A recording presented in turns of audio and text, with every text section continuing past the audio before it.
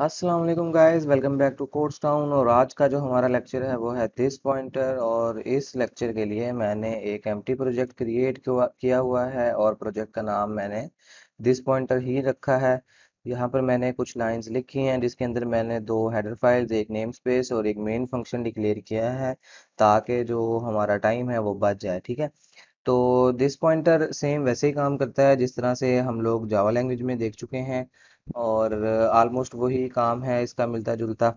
ठीक है, या तो ये जो करंट क्लास का इंस्टेंस है उसको रेफर कर सकता है, या जो इंस्टेंस मेंबर्स हैं या वेरिएबल्स हैं जो भी किसी भी क्लास के, उनको ये जो है जी पॉइंट आउट कर सकता है।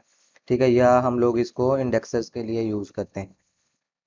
तो बेसिकली तीन यूजेजेस हैं कि करंट इंस्टेंस को ये पॉइंट आउट करता है, जो हम लोगों के पास मेंबर वेरिएबल्स हैं उनको पॉइंट आउट करने के लिए हम इसको यूज़ कर सकते हैं, और थर्ड हमने इंडेक्सेस का। ठीक है, तो चलिए ये इसको इम्प्लीमेंट करके देख लेते हैं। बहुत ही छोटा सा और आसान सा कंसेप्ट है, और इसकी एग्जांपल कर लेते हैं। तो इस एग्जांपल के लिए हम एक क्लास बना लेते हैं। ठीक है जी, ये मेरे पास मेरी क्लास आ गई। यहाँ पर हम अपना जो है एक्सेस स्पेसिफायर ले लेते हैं। यहाँ पर हम ले लेते हैं जी आईडी। किसी भी एम्प्लॉय की आईडी हो सकती है, उसका नेम हो सकता है, और उसकी सैलरी भी हो सकती है। ठीक है, और अब हम बना लेते हैं जी इस क्लास का एक कंस्ट्रक्टर। अच्छा, ये हम एग्जांपल कर रहे हैं कि करंट जो हमारे इंस्टेंस वेरिएबल्स हैं या डाटा मेंबर्स हैं उनको किस तरह से दिस पॉइंटर की मदद से पॉइंट आउट किया जा सकता है। ठीक है, तो मैं सेम जो है वही वेरिएबल्स ले रहा हूँ जो मैंने अपनी क्लास में क्रिएट किए हुए हैं।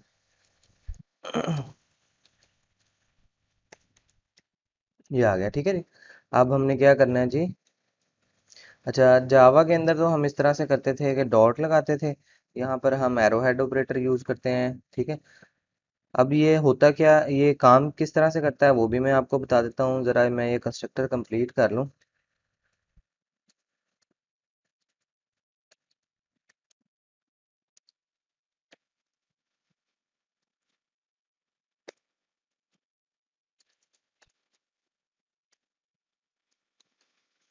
ठीक है जी, ये मेरा कंस्ट्रक्टर हो गया कंप्लीट। ठीक है, ये देखें जी, मैंने क्या किया, कंस्ट्रक्टर क्रिएट किया। कंस्ट्रक्टर में जो पैरामीटर आ रहा था सेम उसी नेम का मेरे पास क्लास के अंदर भी एक वेरिएबल एग्जिस्ट करता था।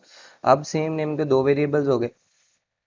अब यहाँ पर अगर मैं आईडी इक्वल टू आईडी करता तो इशू आ जाना था। ठीक है, क्योंकि सेम नेम के दो वेरिएबल हो नहीं सकते, और कंपाइलर को नहीं पता चलना था कि किस वेरिएबल की वैल्यू किस वेरिएबल को देनी है। ठीक हो गया। तो इस प्रॉब्लम को सॉल्व करने के लिए हमने दिस पॉइंटर यूज किया। दिस पॉइंटर ये बताता है कि जी इस वक्त जो करंट क्लास का जो वेरिएबल है वो ये है। ठीक है, तो ये जो चीज है ये क्या कहती है जी, ये कहती है कि ये क्लास का वेरिएबल है और ये आउटसाइडर है। ठीक है, ये जो आपको ग्रे में नजर आ रहा है ये आउटसाइडर है, और जिसके साथ ये मैंने दिस लगाया है ये कंपाइलर को बताता है कि जी ये मैं इस क्लास का वेरिएबल हूँ और ये इस क्लास का वेरिएबल नहीं है। तो ये यहाँ पे डिस्टिंक्शन करने के लिए हम लोग जो है दिस पॉइंटर यूज करते हैं।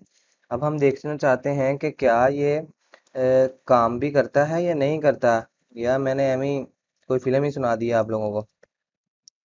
उसके लिए हम देख लेते हैं जी।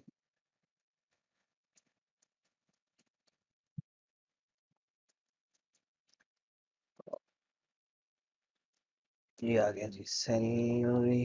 ठीक हो गया जी, ये मेरे पास फंक्शन आ गया। अब हम चलते हैं अपने मेन फंक्शन में। मेन फंक्शन में जाने के बाद जी हम जो है सॉरी एम्प्लॉय क्लास का एक ऑब्जेक्ट बना लेते हैं जी। और यहाँ पर हम इसको दे देते हैं जी वैल्यूज। तो आईडी 1 एंड नेम हम रख देते हैं जी, सॉरी,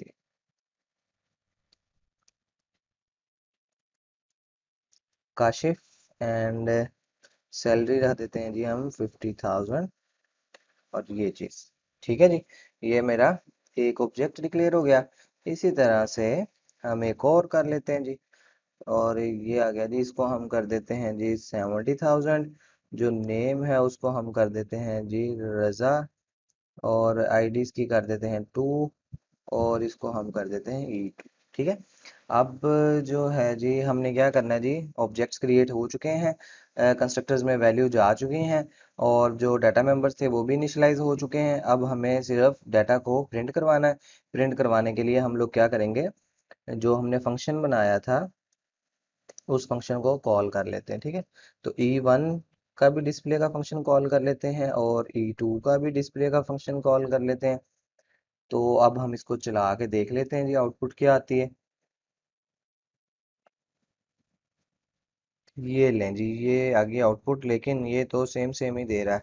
सॉरी, ये सेम सेम इसलिए दे रहा है कि यहाँ पर मैंने E2 नहीं लिखा, E1 ही लिख दिया।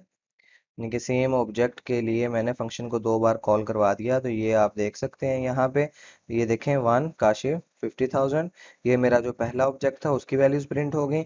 और 2 रजा एंड 70,000, ये जो मेरा सेकंड ऑब्जेक्ट था उसकी वैल्यूज प्रिंट हो गई। ठीक है।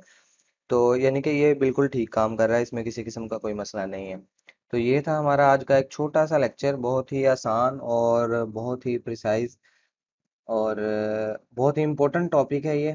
ठीक है, ऊप के पॉइंट ऑफ व्यू से, बिकॉज जब चीज़ें कुछ कम्प्लेक्स हो जाती हैं तो वहाँ पर हमें इस पॉइंटर की बहुत ज़्यादा ज़रूरत पड़ती है। तो इसको आपने इग्नोर नहीं करना। ठीक है। तो अगर आपकी कोई भी क्वेरी हो तो आप कमेंट सेक्शन में पूछ सकते हैं जी। ठीक है, तो मिलते हैं नेक्स्ट लेक्चर में। Till then, bye.